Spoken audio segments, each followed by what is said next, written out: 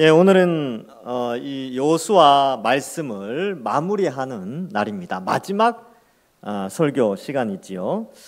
그래서 이 앞에 것을 전체적으로 정리하면 뭐 어렵지는 않습니다. 지난주에도 짧게 말씀드렸는데 이제 모세가 죽고 여호수아가 두렵고 떨리는 마음으로 이 가나안 땅으로 들어가게 되는데 하나님이 말씀을 부지런히 살펴라. 이제 이해할 수 없는 병법을 알려주시죠. 그래서 이제 요단강을 건너서 기적적으로 건너게 되고 여리고와 아이성을 점령하고 남쪽 지역과 북쪽 지역을 차지하고 땅을 분배하게 됩니다. 그리고 뭐 도피성도 정하고요. 그러나 모든 가나안에 있는 성들을 다 점령한 것은 아니었죠. 그러나 그의 백성들은 충분히 안식을 누릴 수 있을 만큼, 그러나 아직 완성되지 않은 안식이었지만 그 안식을 누리고 있었습니다. 그러한 가운데 여호수아가 나이가 이제 110세쯤 되었고요. 그러니까 이 가나안에 들어갈 때가 한 80세쯤 됐고, 이제 이 싸움을 하고 그 땅의 안정과 안식을 가지고 또 분배하고 이런 과정들이 한 30년 정도 흘러가게 됩니다. 자, 그러한 가운데 이제 23장과 24장에서는 이 마무리 고별 설교를 하게 되지요. 그래서 핵심은 그겁니다. 하나님 잘 믿어야 된다. 너네들 하나님 안 믿으면 너네들 벌 받는다. 하나님 잘 믿으면 약속하신 안식이 주어진다. 하나님 잘 믿을 거냐 안 믿을 거냐. 나와 내 집은 하나님 잘 믿을 거야. 너희들 어떡할래? 야, 세겜으로 와. 세겜 알지? 세겜에 딱 와가지고 저는 이제 위성 사진으로만 봤습니다. 세겜 땅. 너무 멋있어요. 이렇게 한쪽 언덕에 이제 에발산이 있고 한쪽 언덕에 그리심산이 탁 이렇게 항공 사진으로 봐도 참 이 도시가 예쁘게 딱 형성돼 있습니다. 근데 거기에서 이 언약을 맺는 것이죠. 이 세겜은 이 아브라함이 갈대아 우르에서 떠나와서 하나님께 처음 예배드린 장소가 세겜 땅입니다. 그리고 하나님이 모세에게 앞으로 가나안 땅에 들어가면 백성들은 그 세겜에서 하나님과 이 축복과 저주의 언약식을 맺어라. 실제로 여호수아가 들어와서 아이성을 점령하고 나서 세겜에 올라가서 언약식을 맺게 되지요. 그리고 여호수아의 마지막 고별 설교가 세겜에서 있고 언약을 재갱신하게 됩니다. 자, 그럼 본문을 한번 볼까요? 여호수아가 백성에게 이르되 너희가 여호와를 능히 섬기지 못할 것은 그는 거룩하신 하나님이시여 질투하시는 하나님이시니 너희의 잘못과 죄들을 사하시지 아니하실 것임이라. 능히 섬기지 못한다 이런 표현을 쓰는 것은 사실은 완벽하게 섬길 수는 없다는 것이죠. 왜냐하면 지금 그들 가운데 우상이 있었거든요. 자, 그런데 우리가 여기에서 좀 알 수 있는 것은 이 19절에서 중요한 교훈이 하나 있습니다. 하나님의 속성을 알려주세요. 첫 번째 하나님의 속성은 하나님은 거룩하신 하나님이다. 그래서 이 거룩하신 하나님의 속성은 뭐냐면 완전한 공의를 행하시고 완전한 사랑을 베풀어 주십니다. 그래서 공의를 베푸신다는 것은 뭐냐면 이 공의라는 것이 약간 심판과 관련된 용어인데 하나님은 전지하시고 전능하시기 때문에 모든 것을 다 아시고 공정하게 재판하세요. 그래서 죄도 다 아시고 또 하나님의 백성들에 대한 모든 것들을 다 아시는 것이죠. 그래서 공의롭게 죄를 지으면 벌을 내리시고 또 의를 행하면 상을 주시는 분이 공의의 하나님이십니다. 그런데 그 하나님은 이 사랑의 속성도 가지고 있습니다. 사실 여기 여호수아와 이스라엘 백성들이 이 출애굽한 후에 거룩하게 잘 살았을까요? 그럴 때도 있었고 죄도 많이 지었습니다. 의도 잘 행했지만, 그러니까 하나님 원하시는 일들도 많이 했지만 또한 죄도 많이 지었어요. 그래서 그러한 죄 가운데서 하나님이 그래도 아브라함과 언약하신 내용을 기억하면서 이 백성들을 끝까지 사랑하십니다. 그래서 지금 이 안식을 누리도록 전쟁의 모든 선두에는 하나님 나가서 다 점령을 하시죠. 그만큼 하나님은 그의 택하신 백성들을 사랑하십니다. 여러분, 이 공의와 사랑의 절정이 어디냐 하면 바로 예수 그리스도의 십자가를 통하여서 나타났습니다. 우리의 죄가 얼마나 끔찍한 심판을 가져오는지를 십자가를 바라보면서 하나님이 공의를 나타내셨어요. 죄는 반드시 심판받는다. 지옥의 고통은 바로 이런 것이다 라는 것을 이 십자가를 통해서 보여주었고요. 그 공의가 나타났고요. 또한 하나님이 우리를 얼마나 사랑하시는가를 십자가에서 또한 보여주셨습니다. 우리가 받아야 될 죄의 형벌, 지옥의 고통과 육체의 죽음을 예수님이 대신 다 받으시고 예수님을 믿는 자들을 구원해 주시는 사랑을 십자가에서 나타내셨죠. 그래서 십자가는 하나님의 거룩의 속성을 완전하게 드러내는 인류 역사 속에서 완벽한 하나님의 거룩을 나타낸 사건이 바로 십자가 사건입니다. 그래서 하나님은 거룩하시죠. 그리고 하나님은요, 그래서 질투하십니다. 우리를 어떻게 사랑하셨습니까? 자기 아들을 십자가에 죽기까지 우리를 사랑해 주셨어요. 그러니까 질투한다라는 표현은 사랑을 퍼부어준 거죠. 여러분 한번 생각해 보세요. 여기 이제 부모님들이 계시는데 여러분 자녀들이 옆집 아저씨나 옆집 아줌마한테 엄마, 아빠 그러고 여러분들한테 아저씨, 뭐 아줌마 이런 말 하면 여러분 기분 좋겠습니까? 안 좋겠습니까? 안 좋죠. 예. 그리고 여러분들이 엄마고 아빠인데 이렇게 엄마한테도 엄마는 엄마야. 그럼 옆집 아줌마도 내 엄마야. 그럼 여러분 가만히 있겠습니까? 아니죠. 화나잖아요. 어떻게 젖 먹이고 잠도 못 자고 밥해 먹이고 옷 입히고 다 했는데 옆집 엄마도 엄마다 그러면 여러분 열받잖아요. 그때 일어나는 감정이 질투의 감정입니다. 자, 그러면 이제 좀 더 이 질투라는 용어를 더 연애 용어로 가져간다면 하나님 우리를 사랑하시죠. 우리도 하나님을 사랑합니다. 그런데 하나님은 언제 질투할까요? 하나님 사랑한다 해놓고 다른 말도 안 되는 신을 만들어서 그거 섬길 때, 우상 섬길 때 하나님은 질투의 불로 임하시는 겁니다. 질투하시죠. 그래서 우리가 하나님과 재물을 겸하여 섬길 수 없고요. 하나님과 우리 자신을 하나님도 높이지만 나도 높이는 이러한 삶을 우리는 살아갈 수 없습니다. 왜냐하면 하나님은 질투하시죠. 질투의 불이 내리기 때문에 그렇습니다. 그래서 여러분이 질투한다라는 것은 또 때로는 기분도 좋아요. 여러분 생각해 보세요. 나를 얼마나 좋아했으면 저렇게 질투할까? 하나님 나를 얼마나 사랑했으면 질투한다라는 표현을 쓸까? 하나님의 속성에 기분 좋지 않습니까? 야, 날 이렇게까지 사랑하시는구나. 기분 좋잖아요. 여러분 잘 보세요. 여러분들이 만약에 이게 이제 여자분들이 많으니까 남편이 있는데 여러분들이 만약에 다른 남자를 만나서 커피를 마신다. 그 남편이 그걸 봤어요. 근데 남편이 보고 커피 마시러 하고 지나가요. 여러분 이게 기분이 좋을까요? 나쁠까요? 나쁘지 않습니까? 저만 나쁜가요? 제가 상상을 해봤다니까요. 기분이 왜 그러냐 하면 이 질투를 한다는 것은 사랑을 한다는 것이고 사랑에 대한 열정을 표현하는 겁니다. 하나님은 우리에 대한 사랑의 열정을 질투라는 용어로 표현하고 있어요. 1992년도입니까? 질투라는 드라마까지 나왔었죠. 제가 그때 고3 때라서 알고 있습니다. 하나님은 질투하세요. 그래서 다른 신을 섬겨서는 안 됐죠. 만약에 다른 신을 섬기는 잘못을 범하면 어떻게 됩니까? 너의 잘못과 죄들을 사하지 아니하신다. 질투하시는 하나님이시기 때문에 그런 것이죠. 근데 여러분 오늘날 많은 사람들이 착각하는 게 있어요.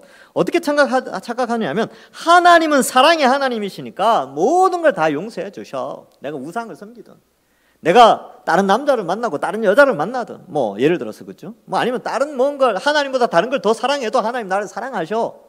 이렇게 착각하시는 분들이 있어요. 그렇게 사랑의 하나님을 이해하시는 분들이 있는데 아니요. 하나님 그런 하나님 아니에요. 하나님 질투하시는 하나님입니다. 하나님보다 다른 것을 의지하고 다른 것을 신이라고 고백하고 다른 것을 하나님처럼 여기면서 살아가는 것은 하나님이 용서하지 않으신다. 그래서 죄를 너무나 쉽게 용서하고 아무런 징계도 내리지 않는 분이라고 잘못된 신학이 형성되어 있기도 합니다. 그러나 믿는 자 역시 죄를 짓는 것은 아무 징계가 없다고 생각하는 것은 큰 오산이지요. 죄는 결과가 따릅니다. 그래서 우리는 거룩하게 살아야 되죠. 그럼 죄를 깨달았을 때 어떻게 해야 되냐? 회개해야 됩니다. 그 죄를 쌓아놓고 징계가 일어나기 전에 말씀을 듣고 깨달아서 예수 믿는 사람은 빨리빨리 회개해야죠. 부모님이 매 들기 전에 바지가랑이 붙잡고 잘못했다고 눈물 찔찔 흘리면 부모 마음이 녹습니다. 그래, 때리려다가도 에이 불쌍하구나 하고 이제 긍휼히 여기는 거예요. 요즘이야 애를 안 때리지만 저는 어릴 때 그랬어요. 조금 불쌍해 보이면 용서해 주시고 그러셨어요. 예. 하나님 똑같아요. 우리가 하나님 내 이 죄를 깨닫고 나서 야 하나님 이 죄를 사하지 않으신 분인데 얼른 회개해야지. 하나님 용서해 주십시오. 그러면 어때요? 하나님이 용서해 주시잖아요. 기억지 않으신대요. 우리가 우리 죄를 자백하면.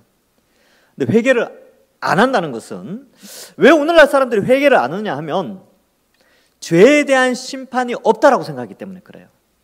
나는 이미 예수님을 믿었기 때문에 죄를 지어도 징계가 없다라고 착각하고 있다는 겁니다. 그래서 회개를 안 해요. 왜? 잘못된 신학이 머릿속에 있기 때문에 그렇지요. 자, 그래서 뭐 이런 것들, 그래서 좀 많이 둔감해져 있습니다. 그래서 이 하나님 앞에서 죄에 대해서 무감각해져 있기 때문에 세상 사람들로부터 손가락질 받기 시작합니다. 소금이 맛을 잃으면 밟히죠. 그것처럼 이 문제를 이 19절에 하나님에 대한 신학을 잊어버리면 도덕적으로 굉장히 타락해 가게 됩니다. 그리고 세상의 윤리에조차 미치지 못하여서 세상의 손가락질을 받게 되는 것이죠. 이런 내용들은 뭐 TV에서 많이 보지 않습니까? TV에서 어느 교회 막 욕하고 어느 목사 막 욕하는 그 기준을 보면요, 이 말씀에서 속기 떠나고 이 하나님의 속성에서 무너져서 그래요. 하나님을 우습게 여기고 또 죄를 지어도 자기는 뭐 목사니까 우리는 하나님 백성이니까 우리는 하나님이 우리를 지켜주신다. 죄를 지어도 그런 생각하고 앉아 있는 거죠. 마치 구약의 이스라엘이 바벨론으로 잡혀가기 전의 모습과 오늘날의 타락한 교회의 모습이 너무나도 닮아 있습니다. 왜냐? 하나님은 사랑의 하나님으로만 생각하기 때문에 그렇죠. 아니요. 하나님은 공의의 하나님이십니다. 공의와 사랑의 하나님이 합쳐져서 거룩하신 하나님이 되시는 것이죠. 그래서 오늘 이 밤에도 우리도 기도해야 됩니다. 회개하고 우리의 죄들 생각나면 빨리 회개해야죠. 예. 그래서 여러분 이 잘못된 생각이 잘못된 신앙생활을 나타내게 됩니다. 그래서 뭐 이런 경험도 많이 있어요. 내가 죄를 지어봤는데 회개하지 않아도 아무 일도 일어나지 않았어. 이런 경험 때문에 죄를 막 짓는 거예요. 사실은 하나님이 오래 참으시고 있거든요. 참고 또 참지. 그죠? 울긴 왜 울어? 그게 갑자기 생각나는데 하나님 참으세요. 징계를 참고 있는데 내가 죄를 지어도 아무 일이 안 일어나네? 괜찮은가 보다 하고 회개를 안 하기 시작합니다. 신학이 잘못되기 때문에 신앙이 잘못되어지는 그런 것이죠. 여러분 이 수원에 가면 합동신학대학원이라는 데가 있습니다. 합신, 줄여서 합신. 우리는 총신이라고 그러죠. 합신이라고 하는데 이제 우리 보수 교단 중에 한 교단이에요. 그 학교 로고에 보면 이 로고에 그렇게 로고가 한 3개 정도 되는데 그 한 3개 로고 중에 하나에 그렇게 돼 있어요. 바른 신학, 그리고 바른 교회, 바른 생활 이렇게 돼 있어요. 요 3개가 이렇게 연결돼 있어요. 신학이 무너지면 교회가 무너지고 교회가 무너지면 당연히 신앙생활도 무너지는 것이죠. 하나님에 대한 바른 이해가 없으면 모든 것이 무너지게 됩니다. 자, 그러므로 이 하나님의 속성을 우리는 잘 이해해야 되죠. 그래서 20절에 만일 너희가 여호와를 버리고 이방신을 섬기면 너희에게 복을 내리신 후에라도 돌이켜 너희에게 재앙을 내리시고 너희를 멸하시리라 하니, 오늘 20절은 예언의 말씀이죠. 결국 나중에 이 요수아의 이 말씀이 성취가 되어집니다. 그래서 아수르로 잡혀가고 바벨론으로 잡혀가게 되어 수치를 당하게 됩니다. 21절에 백성이 요수아에게 말하되 아니니이다 우리가 여호와를 섬기겠나이다 하는지라. 여러분 이 24장에 들어와서는 반복되는 단어가 무수하게 나오는 단어가 뭐냐면 이 섬기다라는 단어입니다. 섬기다라는 단어가 굉장히 많이 나오는데 왜 이 단어가 많이 나오냐면 하나님을 바르게 섬기라고. 하나님이 어떤 분인지 알고 바르게 섬기는 것이 그의 백성의 삶이기 때문에 그렇습니다. 그래서 백성들이 말하죠. 우리가 여호와를 섬기겠습니다. 이 섬긴다라는 것은 앞의 내용들처럼 살지 않겠다는 것이지요. 죄를 안 지으려고 노력하고, 죄를 지었을 때는 얼른 회개하고, 그렇죠. 우상 숭배는 아직 쳐다보지도 않고 그렇게 섬기겠습니다 라는 것입니다. 22절에 여호수아가 백성에 이르되 너희가 여호와를 택하고 그를 섬기리라 하였으니 스스로 증인이 되었느니라. 법적 효력이 발생되어졌다, 이런 뜻이에요. 이게 무슨 말이냐면 이거 안 지키면 너희 벌 받고 이거 지키면 너희가 상 받는다, 너희가 증인이다, 너희가 법적으로 선언하였다, 이런 의미가 됐죠. 그래서 우리가 증인이 되었나이다 이렇게 기록하고 있습니다. 자, 그래서 23절에 놀라운 그 당시 상황을 기록하는데요. 보면 요수아가 이르되 그러면 이제 너희 중에 있는 이방 신들을 치워버리고 너희의 마음을 이스라엘의 하나님 여호와께로 향하라. 어떻게 하나님 섬길 것이냐? 요수아가 명확하게 이야기하죠. 이방 신들을 치워라. 여러분, 이 출애굽하고 지금 몇 년이 지났습니까? 예, 지금 70년이 지났어요. 이집트에서 해방된 지 70년이 지났고 광야 40년 동안 하나님의 기적적인 인도하심을 경험하였고요. 또한 이 가나안 땅을 입성하고 또 요단 동편과 서편을 차지할 때 하나님의 놀라운 기적들을 맛본 그들에게 놀랍게도 그들 사이에 이방신들이 있었어요. 애굽에서 가져 나온 신까지 있었다는 것이죠. 왜 있었을까요? 왜? 왜냐하면요, 그게 좋아 보여서 그랬어요. 예뻐 보였으니까. 사람의 마음을 만족시켜줘서 그랬습니다. 가려운 곳을 긁어줘서 그래요. 인간의 탐심을 아주 이렇게 시원하게 채워줬어요, 이방신들이. 그러니까 그걸 간직하고 있는 것이죠.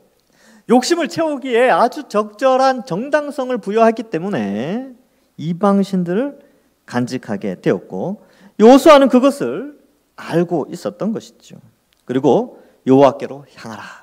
그러니까 쳐다보지 말라는 것이죠. 여러분, 우리도 마찬가지입니다. 우리가 예수님 믿었지만 여전히 이방 세상의 불신자들 혹은 이 악한 영들의 문화를 좋아하고 그럴듯하니까 그걸 즐기면서 은연중에 함께 가지고 있지는 않은지 생각해 봐야 됩니다.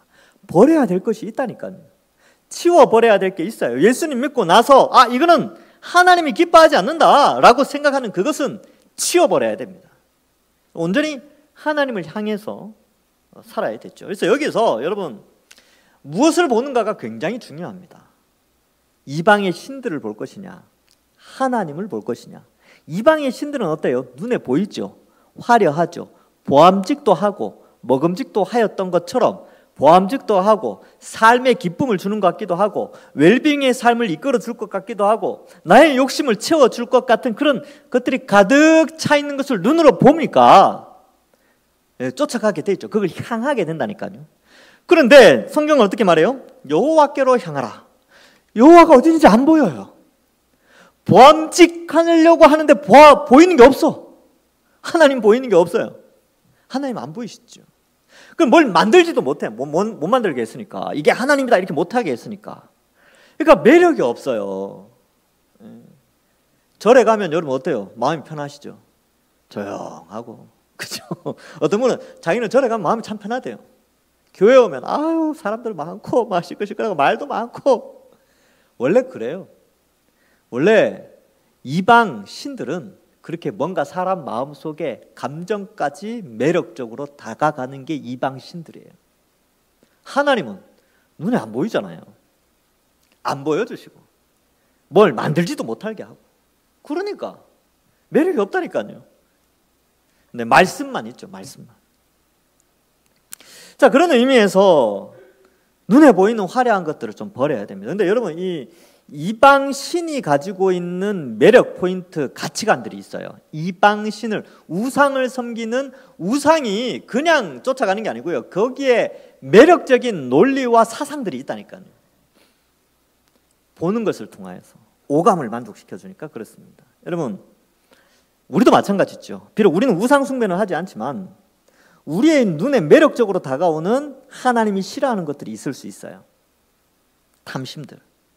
그래서 보는 것을 좀 잘 치워야 돼요. 제가 이제 몇 번 말씀을 드리는데, 여러분 젊으신 분들은 인스타그램이라는 걸 해요. 인스타그램 왜 하느냐 하면 보통은 자랑을 좀 많이 합니다. 그래서 맛있는 거 먹은 거 사진 찍어서 올리고, 해외여행 랜드마크 이런 데 가서 찍어서 올리고, 또 뭐 좋은 옷, 좋은 액세서리 이런 거 사서 올리고 막 그래요. 왜? 내가 지금 이 정도의 사람이다. 자기를 드러내죠.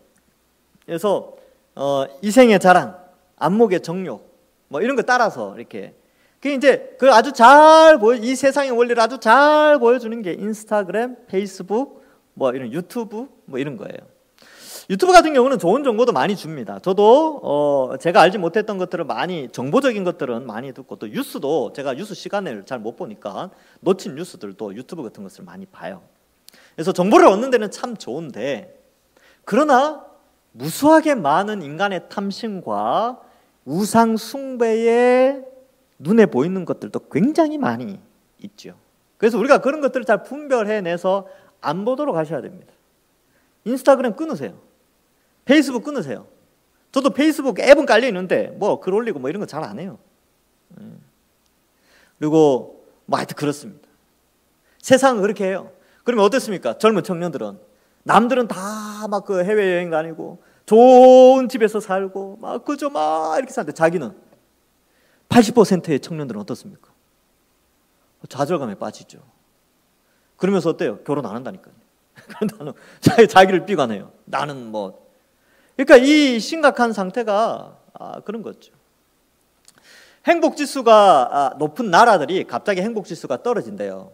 왜 떨어지냐니까 인터넷이 보급되면서 갑자기 그 나라의 행복지수가 뚝뚝 떨어진대요. 왜요? 그런 것들을 통하여서 눈에 보이는 것들, 그 탐심이 생겨나니까 그런 것이죠. 그래서 여러분들도 많이 끊으셔야 돼요. 드라마 너무 많이 보지 마세요. 예. 많이 안 보시는 게 좋고, 그냥 정보를 얻기 위해서 TV 보시고, 간혹 가다가 또 뭐 이슈가 있는 것들이야 뭐 본다면 어쩔 수 없겠지만, 근데 그 TV를 보더라도 거기에 내포되어 있는 사상들에 대해서는 동의하시면 안 됩니다. 그래서 이러한 것들을 우리가 생각해 보는 것이지요. 자, 그래서 여호와를 어떻게 섬길 것인가? 우상을 버리고 치워버리고 이렇게 돼 있죠. 하나님을 향해 가야 된다. 24절에 백성이 여호수아에게 말하되 우리가 섬기고 청종하겠습니다. 이 청종이라는 단어가 주의 깊게 듣고, 이 들을 청자에 따를 종자거든요. 듣고 따르겠습니다. 순종하겠습니다. 이런 거예요.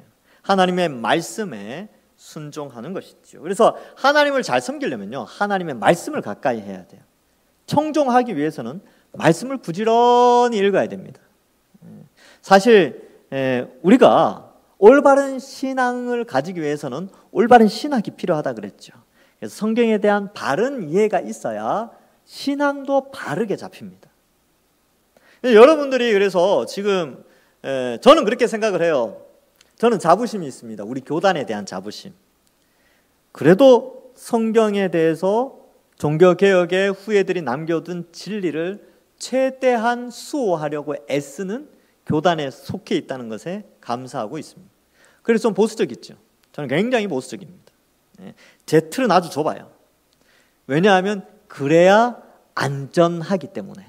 여러분이나 저나 야고보서에 보면 그렇게 돼 있어요. 선생된 자들은 더 큰 벌을 받는다고 돼 있거든요. 왜? 그 영향력이 크기 때문에. 그러니까 최대한 안전하게 지켜나가야 됩니다. 자, 그런 의미에서 좀 생각해 볼 수 있고요. 자, 그래서 청종하리이다. 우리가 여호와 하나님을 섬기는 청종, 말씀에 순종하는 것. 자, 25절 이하에 이제 그래, 좋아. 너희가 이제 내가 설교를 딱 했는데 너희가 이렇게 반응을 했지? 좋아. 우리 예식을, 어떤 형식을 치루어서 우리 결단하자라고 해서 25절 이하에 보면, 그날에 여호수아가 세겜에서 백성과 더불어 언약을 맺고 그들을 위하여 율례와 법도를 제정하죠. 이 율례와 법도는 새로운 것이 아니고 모세가 가르쳐준 모세 오경의 내용을 바탕으로 해서 새로운 다짐의 어떤 그런 표현들이겠죠. 제정하고 당연히 이제 제정할 수밖에 없죠. 왜냐하면 광야, 이 율법이 광야에 생활을 하는 그들에게 주어졌는데, 이제는 광야가 아니라 정착하는 생활을 하기 때문에 이 하나님 주신 율법에 기초해서 그 정착된 곳에서 어떻게 살아갈 것에 대한 그런 규례들이 좀 결정이 돼야 됩니다. 여러분, 법도요, 상위법이 있어요. 헌법 뭐 이런 거 있죠. 근데 그 밑에 뭐 조례, 규칙 뭐 이런 것들이 막 있어요. 작은 것들. 뭐 그런 것들을 이제 정하는 것이죠. 그래하여서 어떻게 하느냐? 이제 26절에 의식을 치릅니다. 율법책에 기록하고 큰 돌을 가져다가 거기 여호와의 성소 곁에 있는 상수리 나무 아래 세우게 되지요. 그래서 기록하고 기념비를 세웁니다. 기록하고 기념비. 그러면 기록한 것은 성경이 되는데, 혹은 규칙이 되고 어떤 하나님 메시지가 되는데, 이 당시가 여러분 이 3,000 거의 한 400년 500년 전입니다.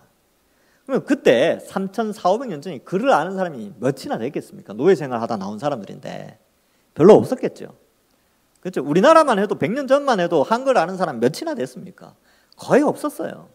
200년 전에, 그때는 한글보다는 이제 한문이 많이 쓰였는데, 물론 한글도 많이 쓰였지만 글을 아는 사람 몇 명이나 됐습니까? 거의 글 모르는 사람 태반이었어요.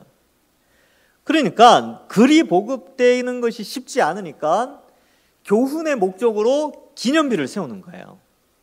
돌을 보면서 기억나게 하는 거죠. 책은 왜 있냐면 이 성경을 읽으면서, 글을 읽으면서 하나님이 어떤 분인가를 기억하게 하는 목적이 있듯이, 기념비를 세워서 어때요? 이 기념비는 이런 의미에서 세워졌다라는 걸 기억한다는 것이죠. 그렇지, 우리 조상들과 우리가 이 땅을 차지하게 하신 하나님께 감사하고 하나님을 온전히 섬기겠습니다라고 결단한 돌이구나. 그래서 그 돌을 보면서 다시 한번 그 약속을 지키려고 마음을 다짐한다니까요. 뭐 오늘날은 어떠냐? 오늘날은 돌이 없죠. 돌이 필요 없어요. 왜? 우리에게는 너무나 값싸게 성경책이라는 것이 우리에게 주어졌습니다. 지금 한 4만 원 정도 하죠. 3, 4만 원 정도 합니다. 너무나 싸게 우리에게 주어져 있죠. 우리는 이게 우리에게 기념책이고 우리에게 기념비예요. 이걸 보면서 하나님을 알아가고 하나님의 하신 일을 기억하게 됩니다. 그래서 세상의 눈을 돌리는 것이 아니라 하나님을 향해서 하나님을 섬긴다라고 했을 때는 바로 이 시대의 신약 시대에는 성경 66권을 바라보고 하나님을 향해 살아가는 자들입니다. 여러분, 이런 경험 좀 했으면 좋겠습니다.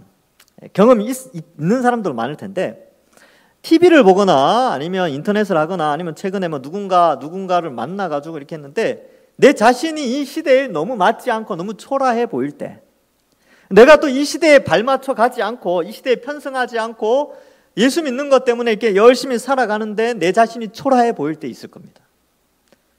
없다면 그것도 감사한 거고, 있다면 그것도 감사해요. 근데 그럴 때에 막 그 우울감이 막 들어올 때가 있잖아요. 이 시대와 비교했을 때 내가 너무 초라해 보일 때 굉장히 우울하거든요. 그때 성경 한번 읽어보세요. 내가 알려줬어요. 제가 약 처방해줬어요. 성경 읽어보세요. 눈이 열립니다. 세상 사람들이 보지 못하는 세계를 성경을 통해서 우리는 보게 된다니까요. 그러면서 우리의 심령이 새 힘을 얻게 되고 독수리가 날개쳐 올라가는 그러한 하나님의 인도하심과 영적인 새 힘을 얻게 됩니다. 이거 맛본 사람은 아는데 뭐라고 설명을 어떻게 잘 못하겠네요. 그죠, 이게 광고에도 그런 거 있잖아요. 뭐 말을 해야 되는데 어떻게 해야 될지 모르겠다는 그런 광고 있죠. 말씀이 주는 능력이 있어요. 그래서 하나님을 향해 섬기는 것은 바로 말씀과 기념비가 같은 하나님을 기억하는 수단인 성경이 우리에게 있다. 성경을 가까이 하십시오. 읽으십시오. 저는 설교 들으면 다 돼요. 아니요. 설교 들으시고 평일날 시간 내셔서 성경 읽으셔야 됩니다. 피곤하시죠? 피곤하셔요. 압니다. 얼마나 피곤하시겠어요?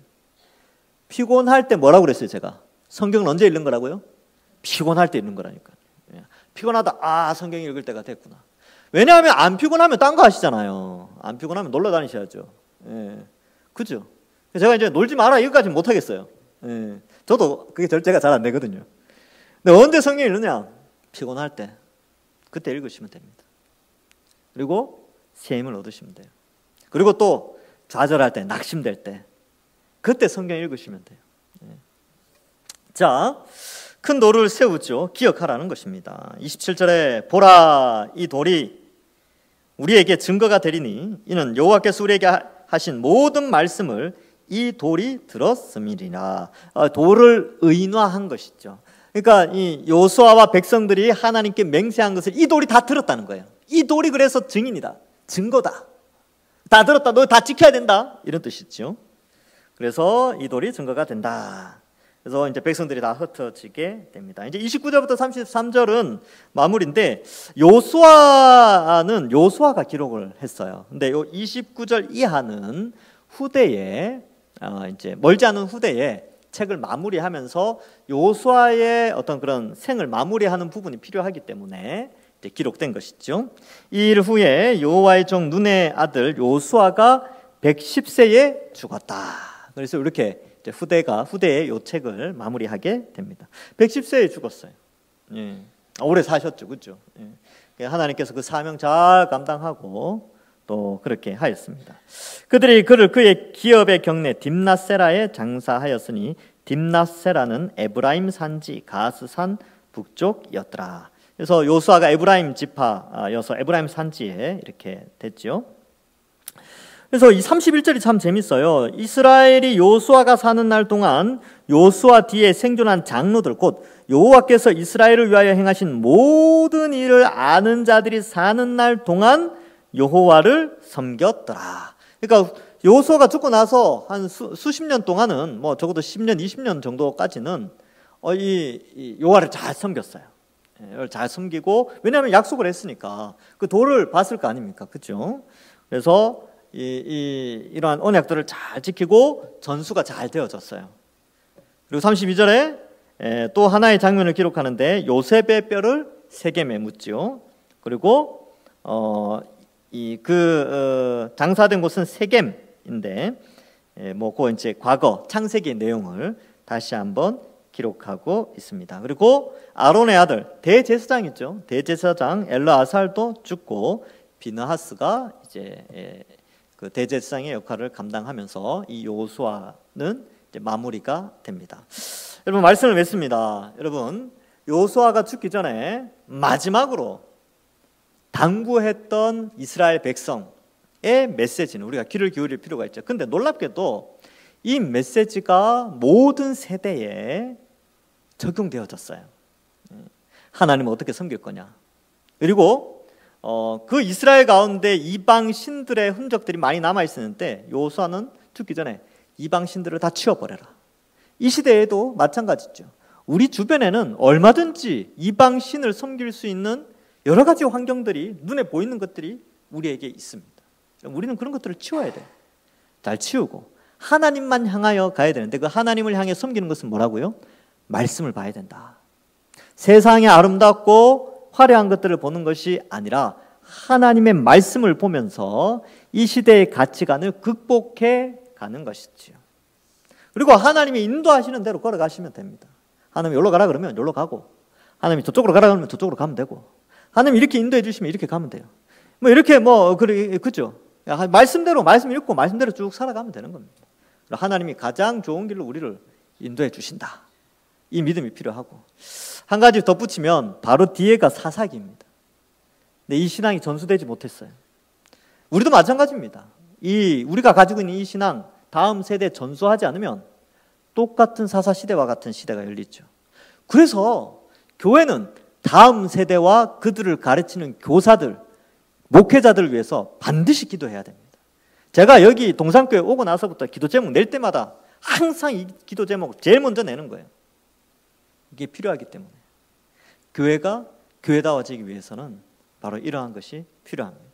말씀을 세우기 위해서 그런 거예요. 사람을 귀하게 여기는 것도 있지만 왜 이 세 부류, 목회자, 교사, 다음 세대를 하냐면 말씀이 든든히 세워져서 교회는 지속되어야 되잖아요.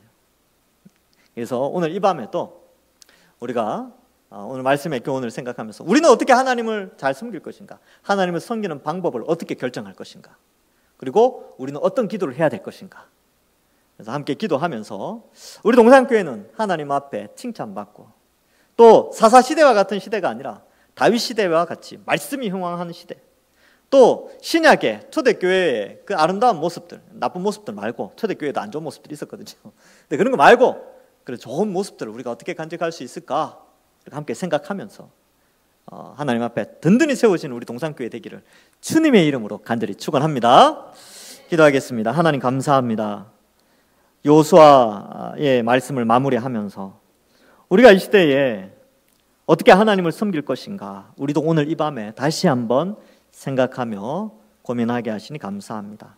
죄 앞에, 하나님의 그 거룩하심 앞에 죄를 회개하고, 또한 하나님의 사랑과 공의를 온전하게 이해하여서 바른 신학으로, 바른 신앙, 바른 교회, 바른 성도 될 수 있도록 주님 인도하시고, 또한 하나님만을 향하여서 살아가기 위하여 늘 말씀을 가까이 하면서 살아가는 저희들 다 될 수 있도록 인도하여 주시옵소서. 그래야해서 우리 동산교회도 앞으로 다음 세대들, 우리 자녀 세대들 믿음으로 잘 자라나고 말씀 따라 살아가면서 또 하나님 앞에 이 진리의 말씀에 의해서 성장해가는 우리 동산교회 되도록 축복하여 주옵소서.